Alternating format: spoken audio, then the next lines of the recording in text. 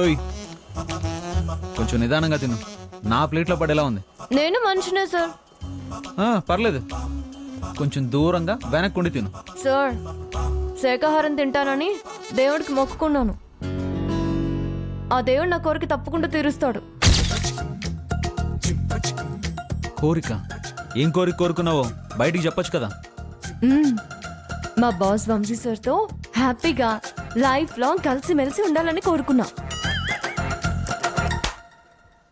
పూజ కూడా చేస్తున్నాను. శ్రీరాముడు ఖచ్చితంగా నా మొక్కు తీరుస్తాడు. చాలా గట్టిగా మొక్కినట్టున్నావు. అవును సార్, చాలా గట్టిగా మొక్కాను. రాముడు తన కోరిక నెరవేరిస్తే కష్టం. తనతో లైఫ్ లాంగ్ హ్యాపీగా కలిసిమెలిసి నేను ఉండాలా? నన్ను ఎలాగైనా సరే ఆ మొక్కు తీరకుండా చూడాలి. ఎస్, తినండి తినండి సార్, బిర్యానీ చాలా బాగుంటుంది. నీకెలా తెలుసు? స్మెల్ వస్తుంది కదా సార్. అంతేనా, లేకపోతే టేస్ట్ ఏమైనా చేసావా? సార్, ట్రే మీద ఒట్టు సార్. మీరు తినే ఆ నాన్ వెజ్ మీద, బిర్యానీ మీద ప్రమాణం చేయమన్నా చేస్తాను. ప్రామిస్. ఏమో, నిన్నంత ఈజీగా నమ్మలే. నాకెందుకో ఇప్పుడు డౌట్ వస్తుంది. ఇందులో ఏం కలిపావు? సార్, నన్ను అనుమానిస్తున్నారా? ఎస్. అడవిలో ఒంటరిగా ఉన్న మగాణ్ణి నువ్వు ఇందులో ఏదైనా కలిపేసి నన్నేమైనా చేసేస్తే, ఆ తర్వాత నా జీవితాన్ని బుగ్గిపాలు చేసేస్తే. రామ రామ, అమంగళం అపశృత అవ్వగాక. హలో, చెవులు నేను మూసుకోవాలి. సార్, గుడ్డొచ్చి పెన్న మీద పడ్డా, పెనం వచ్చి గుడ్డ మీద పడ్డా ఆమ్లెట్ అయ్యేది గుడ్డే సార్. పిచ్చి సామెతలు చెప్పకం. మర్యాదగా వచ్చి ఇందులో ఏమీ కలపలేదని నేను నిన్ను నమ్మాలంటే నువ్వు టేస్ట్ చూడాలి. సార్, నేనా? ఎస్, నువ్వే. నీకేం కాలేదంటే అప్పుడు నేను కాన్ఫిడెంట్గా తింటాను. సార్, ఇది అన్యాయం సార్. నేను మొక్కు మీద ఉన్నాను. ఆల్మోస్ట్ వ్రతం అనుకోండి. ఇప్పుడు నువ్వు తినకపోతే నా డౌట్ తీరదు కదా. తిను. సార్, మరి నా మొక్కు? మొక్కు లేదు, గిక్కు లేదు. ముందు నోట్లో కుక్కో. అది కాదు సార్. తిను. సార్, తిను తిను. Okay sir.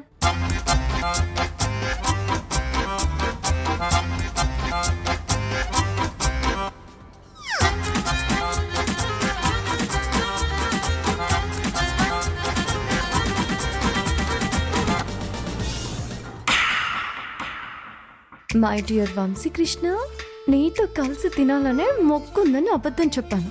నేనెక్కడ మిమ్మల్ని వశపరుచుకుంటాననే భయంతో నన్ను టేస్ట్ చేయమంటున్నారు. నా వ్రతం చెడలేదు కదా. నేను దేవుణ్ణి మొక్కుకున్నది మీ చేత్తో తినాలనే. అలా చూడకుండా ముందు తిను. అలాగే సార్. అయినా నేను ఎంత బాధపడుతున్నానో మీకు తెలియదు సార్. ఆహా, పాపం చిట్టి కూడా ఏమి పలకడం లేదు చూసారా? అబ్బా, అది కూడా శోక సముద్రంలో మునిగిపోయి ఉంటుంది. ఇది ఎలా తినాలో ఏంటో భయంగా ఉంది సార్. భయమా? అంత లేదు, తిను. ఎలా తినాలంటే ఇలా. అయ్యో, తిను తిను. వ్రతం అంటావు, వ్రతం. ఇప్పుడు ఎలా ఉంది? స్పైసీగా ఉంది సార్. అందుకే తిను తిను తిను. సార్, నా మొక్కు. మొక్కులది ఏమీ లేదు, తిను.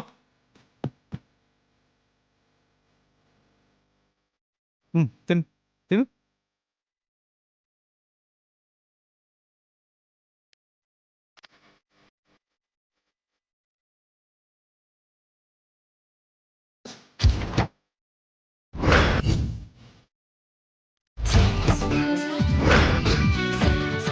మీరు ఇలా తినిపిస్తుంటే ఎంత బాగుందో. ఇలాంటి రోజు ఇంత త్వరగా వస్తుంది అనుకోలేదు సార్.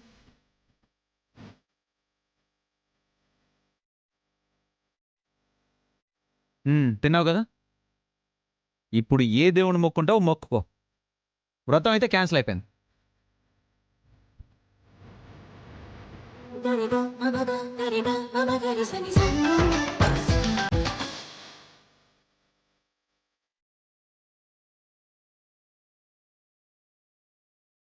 మిస్టర్ అండ్ మిసెస్ వాక్ని కృష్ణ.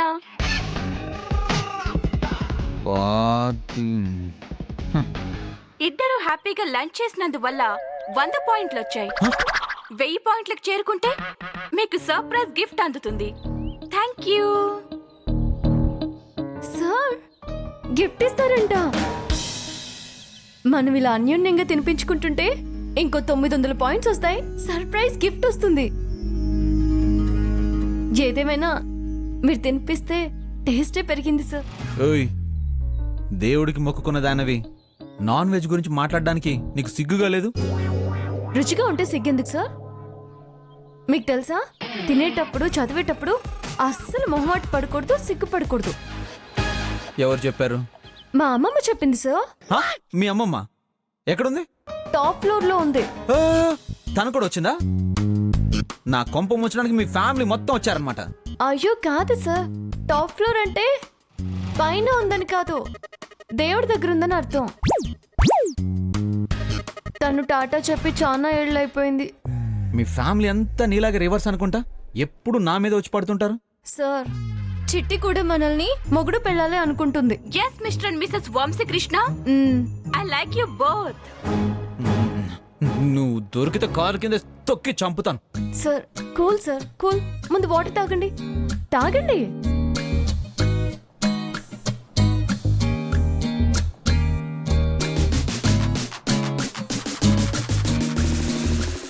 బాగుందా సార్?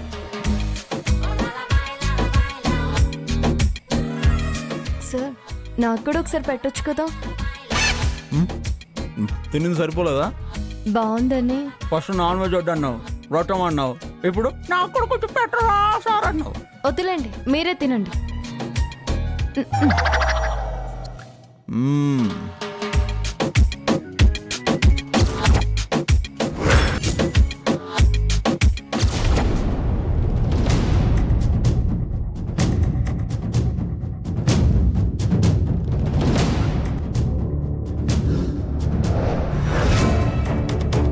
మా అక్క గురించి మీరు ఆందోళన పడాల్సిన అవసరం లేదు మేడం.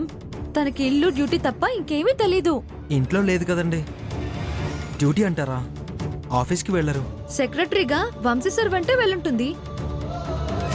నీది నమ్మకం అలేఖ్య, నాది ఆశ. వాడి వెంట వెళ్ళుంటే క్షేమంగానే ఉంటుంది. కానీ మీ నాన్నమ్మగారి మాటలు విన్నాక గుండెల్లో అలజడి మొదలైంది. మా నాన్నమ్మ గురించి తప్పుగా చెప్తున్నాను అనుకోకండి.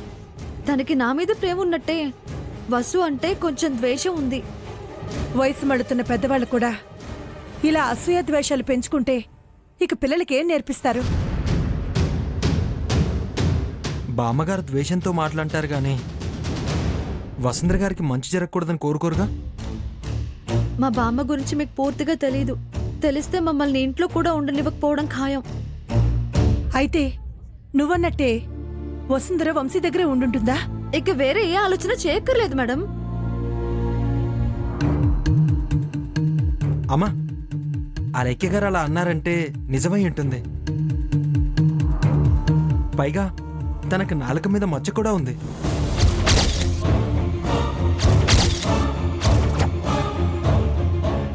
చూపించండి అలెక్క గారు. ఆ అమ్మాయి నాలుక మీద మచ్చుందని నీకెలా తెలుసా ఆనంద్?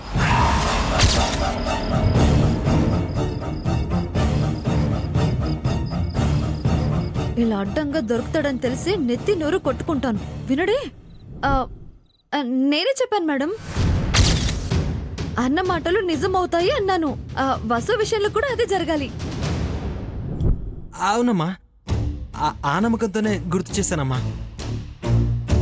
నాలుక మచ్చ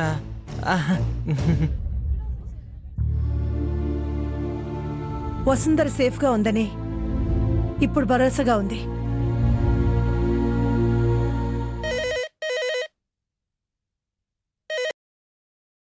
హలో, డాక్టర్ మోహన్ మాట్లాడుతున్నాను. వంశీ గారి మొబైల్ కనెక్ట్ అవ్వట్లేదు. అన్నయ్య అవుట్ ఆఫ్ స్టేషన్కి వెళ్ళారండి. ఎవరు ఆనంద్? డాక్టర్ మోహన్ గారంట. ఇలా ఇవ్వు.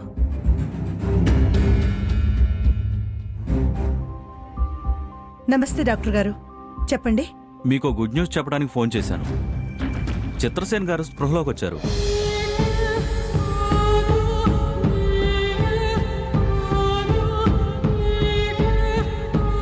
చాలా మంచి వార్త చెప్పారు డాక్టర్ గారు. స్పృహలోకి వచ్చిన ఆయనకి గార్డియన్స్గా తోడుగా ఉండటం మంచిది. అలాగే డాక్టర్ గారు, మేం చూసుకుంటాం. ఆనంద్ని పంపిస్తాను, ఫార్మాలిటీస్ అన్ని పూర్తి చేసేస్తాడు. అలాగే మేడం.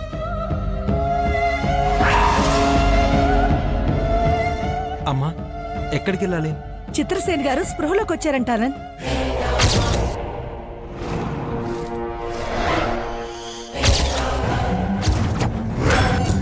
నువ్వు వెళ్ళి ఆయన డిశ్చార్జ్ చేయించి ఇంటికి తీసుకురా. అన్నయ్య సిటీలో లేనప్పుడే చిత్రసేన్ గారు ఇంటికి వస్తున్నారు. వంశీ సార్ ఫోన్ చేస్తే చెప్పొచ్చులేండి. ముందు చిత్రసేన గారిని తీసుకొద్దాం పదండి. వెళ్ళొస్తామమ్మా. అలాగే నాన్న, వెళ్ళండి.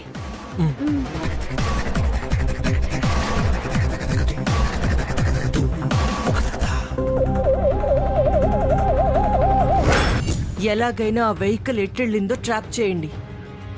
జీపీఎస్ లేదా? షిట్.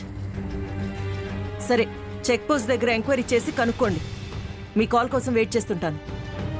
మామ్, నాకేం చేయాలో అర్థం కావట్లేదు. కాళ్ళు చేతులు ఆడట్లేదు. మీ బావ ఎక్కడున్నాడో తెలిస్తే నువ్వు బయలుదేరొచ్చు baby. Will you please stop it ma'am?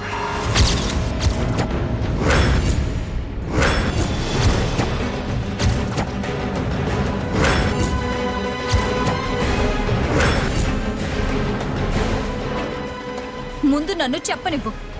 How, ఏంటో చెప్పు బేబీ. బావ హార్ట్ ఫ్రెండ్ ఆ వసుంధర అనే విషయం ఎవరికి తెలుసు? నీకు, నాకు, కాంతమ్మకి.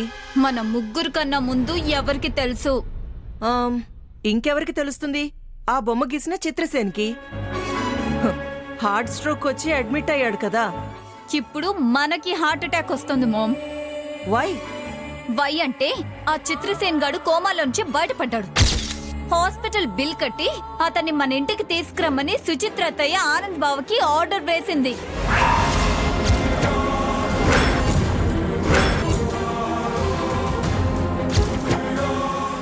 షాక్ అయ్యావా మామ్? నేనైతే సగం చచ్చాను. ఏంటి బేబీ, ఆ చిత్రసేన్ని ఇక్కడికి తీసుకొస్తున్నారా? అవును మామ్.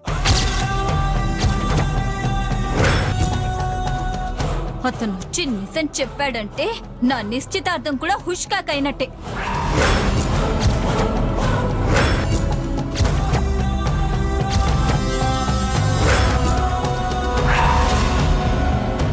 మామ్, మామ్, అయ్యో ఓకే? మామ్ మాట్లాడవేంటి? Mom, mom, mom. ఆనంద్ వెళ్ళాడంటే ఖచ్చితంగా తీసుకొస్తాడు. ఇంకెవరినైనా బురిడి కొట్టించొచ్చేమో కానీ మిస్టర్ పర్ఫెక్ట్ ని దారి మళ్లించలేమే. మనం ప్లాన్ చేసేంత టైం లేదు మామ్. పాపం మీద ఆశలు వదులుకోవడము, లేదంటే నేను ప్రాణాలు తీసుకోవడము.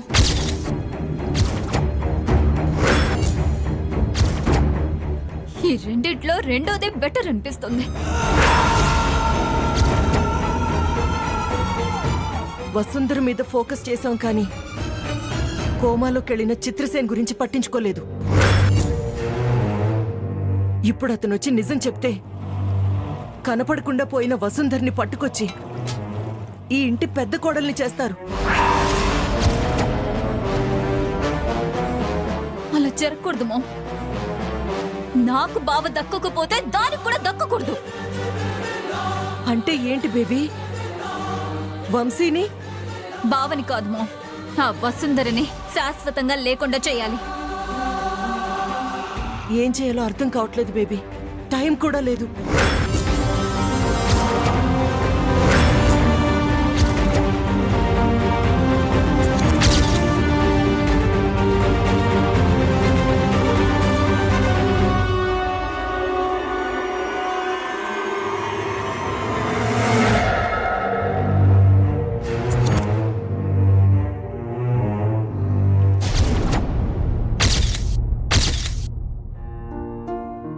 ఎక్కడున్నారు? Vamsi sir, Vamsi sir.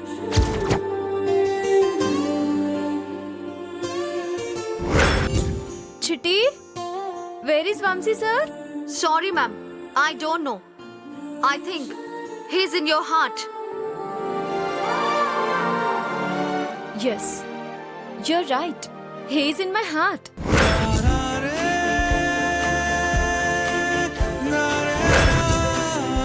Vamsi sir, Vamsi sir, Vamsi sir.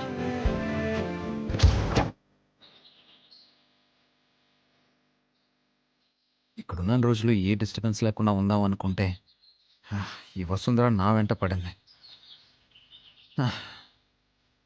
నిన్నటి దాకా సెక్రటరీ అని పిలిపించుకునేది. ఇప్పుడు ఆ చిట్టి పుణ్యమా అని మిస్టర్ అండ్ మిసెస్ వంశీకృష్ణ అని ఇద్దరిని భార్యాభర్తలా నో పా కంపరంగా ఉంది.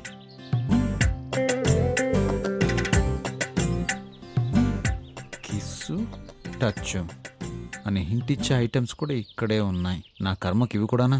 వంశీ సార్,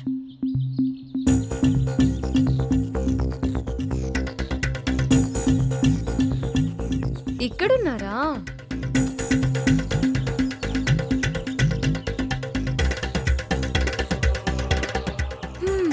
మీకోసం లోపలంతా వెతికాను. ఏమైపోయారో అని కంగారు పడిపోయాను. ఏమవుతాను? మాయమైపోయే అదృష్టం లేదు కదా.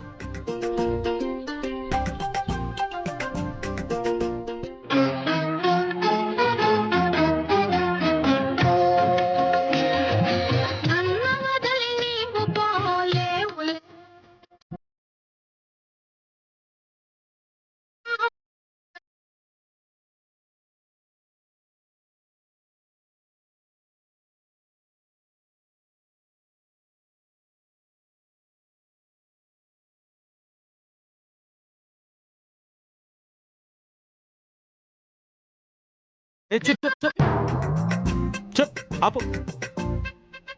ఆ పాట పాడడానికి నువ్వు సావిత్రి గారేం కాదు, జగత్ కంత్రివి. Thank you sir. తిట్టినందుక? గుర్తించినందుకు. మీ దృష్టిలో ఎలా పడ్డా నాకు సంతోషమే కదా. నువ్వు నా దృష్టిలోనే లేవని నువ్వు తెలుసుకుంటే మంచిది. Okay sir. నెక్స్ట్ ఏంటి? ఏయ్, నేనేమన్నా ఆర్డర్ ఇస్తున్నానా? నెక్స్ట్ ఏంటి అని అడుగుతున్నా. సార్, మీకు ఒకటి చెప్పనా? మీరు ఆర్డర్ వేసినా నాకు ఇష్టమే. ఎందుకంటే మీకు సర్వీస్ చేయాలి కదా. అదే కదా నా డ్యూటీ, బాధ్యత, కర్తవ్యం, జాబ్. అన్నీ ఒకటేగా, ఒక్క ముక్కలో చెప్పలేవా? అదేంటో సార్, మీ మాడి మొహం చూసినప్పుడల్లా నల్ల మాటలు వాటంతటవే తన్నుకుంటూ వచ్చేస్తాయి. సార్, ఇక్కడ వారం ఉంటామో 10 రోజులు ఉంటాము. ఉన్నన్ని రోజులు ఆనందంగా ఉండొచ్చు కదా. ఆనందం అది కూడా ఉందా?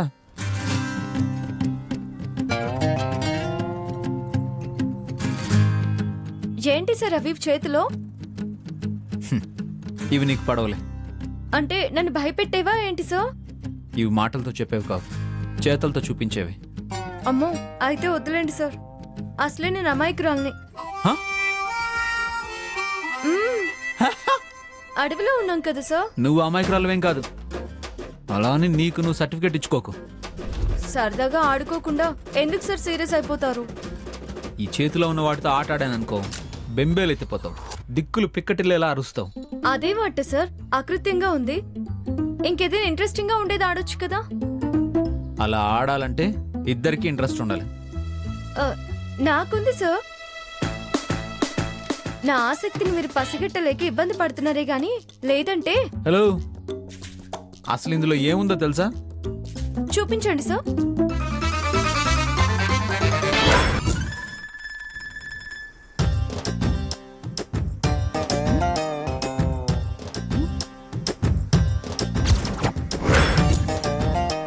ఇదేంటి? Lip kiss. అంటే లిప్ మీద కిస్. లిప్ కిసా? అమ్మో కదా. ఇదేంటి? టచ్. ఇదేంటి? నాకు అర్థం కాలేదు sir. Touch body, that means body మీద ఎక్కడైనా టచ్ చేయొచ్చు అని. చిచి, హ?